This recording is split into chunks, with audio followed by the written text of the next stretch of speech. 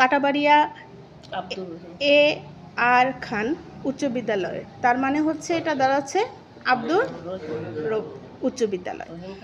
আমি ম্যাডামের কাছে একটু জানতে চাইবো যে এই বিদ্যালয়ের পুরো নামের মিনিংটা কীভাবে এবং কত সালে এই বিদ্যালয়টা স্থাপিত হয়?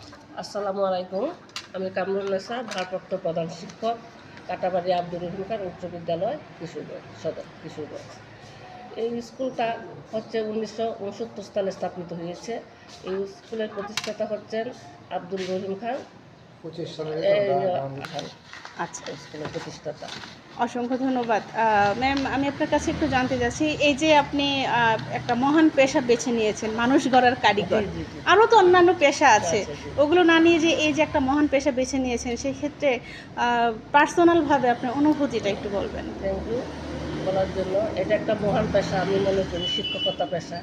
এই পেশার উপরে আমি মনে করি আর কোনো পেশা নাই। জি, আমরা এই সমাজের যে অবহেলিত ছেলেমেয়েরা আছে তাদেরকে যদি আমরা সঠিকভাবে নৈতিকতা শিক্ষা দিতে পারি এবং মানবিক গুণাবলীভাবে তাদেরকে গড়ে তুলতে পারি, এটাই হলো শিক্ষকতার আদর্শতা। এটাই আমি চাই এবং আমাদের স্কুলে যে সকল শিক্ষক শিক্ষিকারা আছেন ওনারাও এইভাবে আন্তরিকভাবে ছেলেমেয়েদেরকে লেখাপড়ার জন্য আগ্রহী করে তোলেন এবং মানবিক গুণাবলী নিয়ে যেন সত্যিকারে মানুষ রূপে গড়ে উঠতে পারে, এই ব্যবস্থাটাই আমরা করে থাকি। আচ্ছা, ঠিক আছে, ধন্যবাদ। রেজাল্ট আমাদের স্কুলে বরাবরই খুব ভালো, সবসময় পার্সেন্টেজ থাকে 80-র উপরে। আমাদের শিক্ষকরা এই ব্যাপারে অত্যন্ত আন্তরিক। তারা কিভাবে এই স্কুলে সুনাম বয়ে আনবে, বাচ্চাদেরকে কিভাবে শিক্ষাদান করাবে, এই ব্যাপারে তারা খুবই আন্তরিক। ওইভাবেই ওনারা স্কুলটা ক্লাসগুলো পরিচালনা করে থাকেন, যাতে স্কুলের রেজাল্টটা খুব ভালো হয়, যাতে এই এলাকার সুনাম বয়ে নিয়ে আসে, এই ব্যাপারে ওনারা সবাই। এবং এই বছর কতজন পরীক্ষার্থী অংশগ্রহণ করেছে? আচ্ছা, এই বছরে 78 জন শিক্ষার্থী পরীক্ষায় অংশগ্রহণ করেছে। তাদেরও তো নিশ্চয়ই সেই আশাটাই আছে যে ভালো একটা রেজাল্ট তারা আপনাদের উপহার দেবে। অবশ্যই অবশ্যই আমরা আশা করি যে এই বছরও আমাদের শতকরা 80-র উপরে রেজাল্ট আমরা পাবো।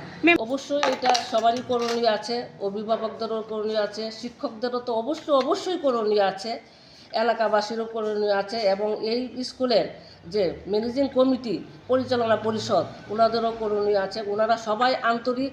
আমরা মাঝে মাঝে ভালো রেজাল্টের জন্য শিক্ষক সমাবেশ করে থাকি এবং শিক্ষকদের নিয়ে আমরা নিজেরা ইনহাউজিং করে থাকি, যাতে কিভাবে এই স্কুলের সুনামটা বয়ে আনা যায়, ভালোভাবে শিক্ষাদান করাতে পারি, আমরা এই ব্যাপারে উদ্যোগ করি এবং বাচ্চারা যাতে স্কুলে সঠিক সময় আসে সেই জন্য আমরা বাড়িতে বাড়িতে যাই, আমরা তদারক করি।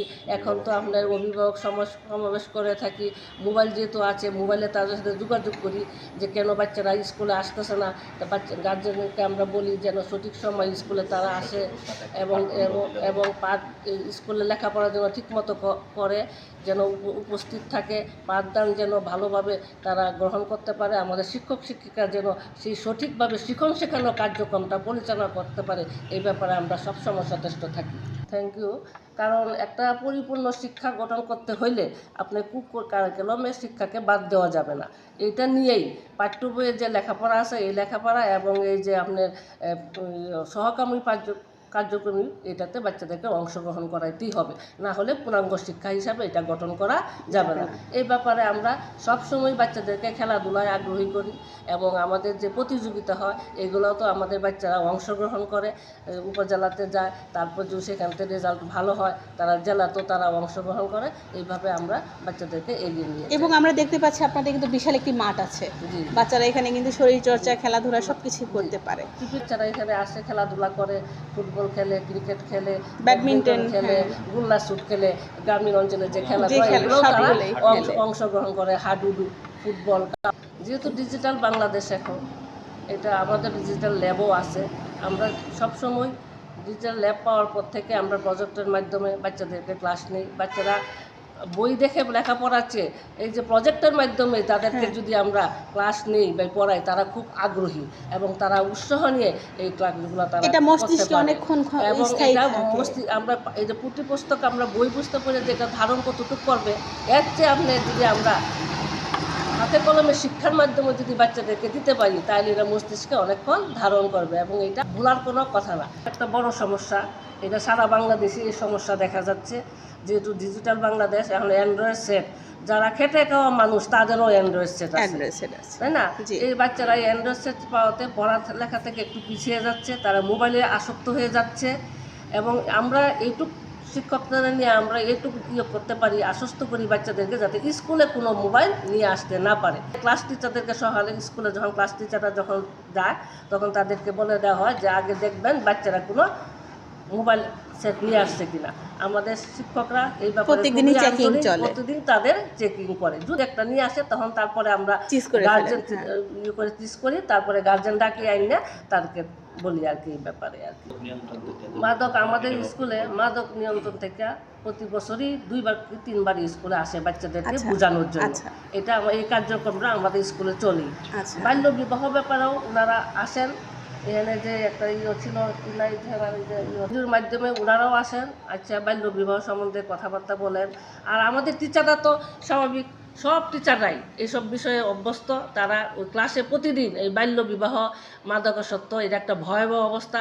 প্রথমেই তাদের কুশলতি জিজ্ঞাসা করে, ক্লাস শুরুর আগে তারা প্রথমেই এইগুলোর সম্বন্ধে বাচ্চাদেরকে বোঝানোর চেষ্টা করে। অসংখ্য ধন্যবাদ ম্যাম।